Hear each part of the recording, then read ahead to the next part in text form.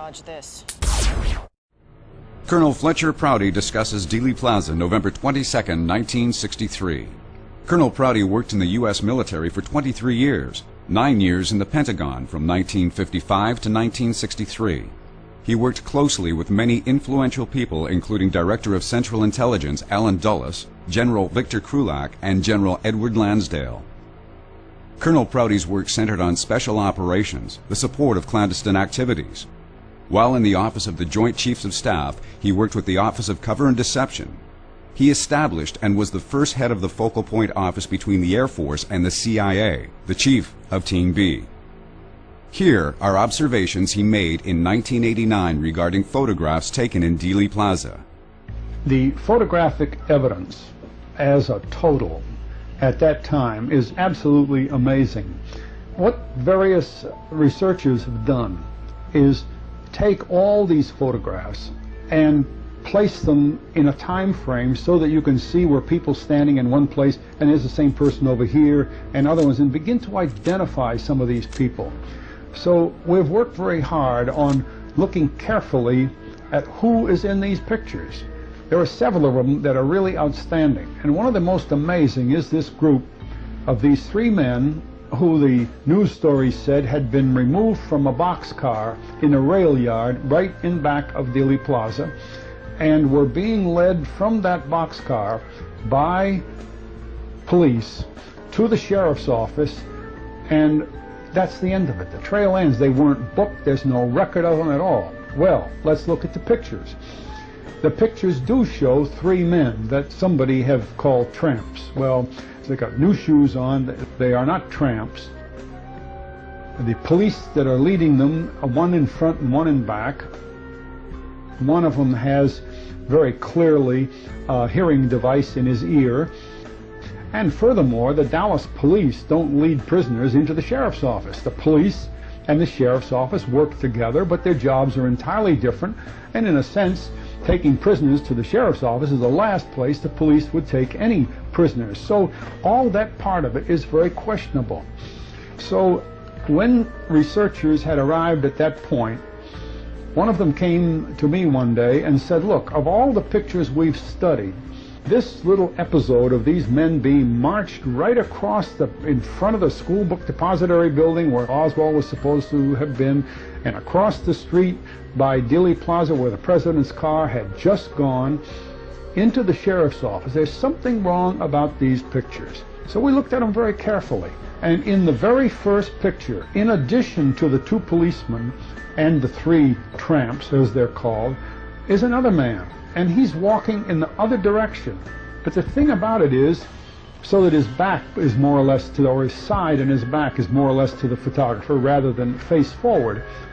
There's something about it is, how is it possible that anyone at Dealey Plaza that day, and here these men are probably being marched across there 5 minutes after the president was killed. Everybody was running around, people were excited, sirens were blowing, and here's this man in a business suit just as casually walking along. He doesn't even turn, he's not looking at anybody, just walking past, and he happens to be standing by these men as they're being marched. The least he would be doing is looking at these prisoners or looking at the policemen. You know, anybody would, especially at that time. This man's looking at nobody. And I recognized immediately that that man is General Lansdale. Now, Lansdale is a very interesting figure in the Kennedy era.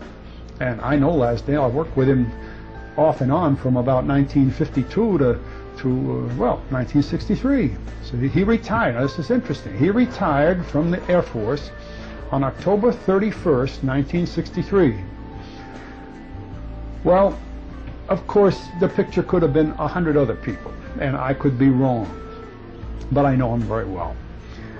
Then I looked at the tramps themselves, and there's this strange little eye catch between this man and the first tramp coming by. In other words, the first tramp, instead of being seriously concerned about the fact that he may be charged with the murder of the president, is smiling. And the second tramp has a sort of a quizzical little look, and you can tell that he has looked at this man walking by, and he has the same kind of approach, you know, as though he's just been reassured everything's all right.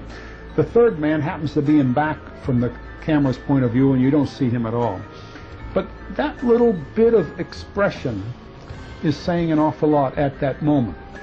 The police themselves have expressions that indicate more, that as if they were saying to somebody, say, boss, am I doing all right? You know, that kind of thing. In other words, was Lansdale walking down right in front of the school book depository building to sort of reassure some people here, maybe his employees or somebody that's working for him?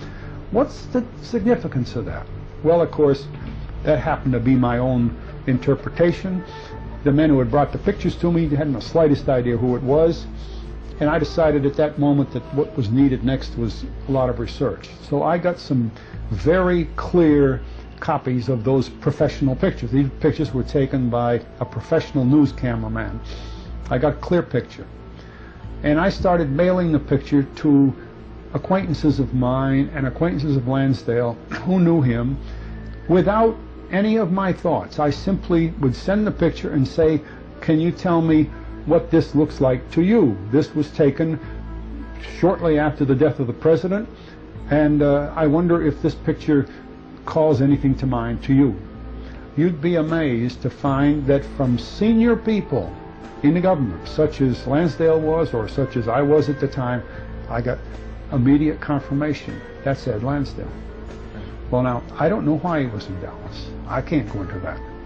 But it's astounding that this man, who was Assistant Secretary of Defense for Special Operations after General Graves Erskine retired, who was the man who had more or less almost single-handedly set up Diem as President of South Vietnam, who again almost single-handedly had set up President Magsaysay as the President of the Philippines, who was considered probably the most significant person in the U.S. military, U.S. government on the subject of counterinsurgency, civic action, special forces, Green Beret troops. He had written the books that the Green Berets used in their courses down at Fort Bragg. What could have been his role at that time? I had a very personal interest in that because only a month or two before that, Lansdale had met me in the halls of the Pentagon and said that he had arranged for me to go as a military escort officer with a VIP party to the South Pole.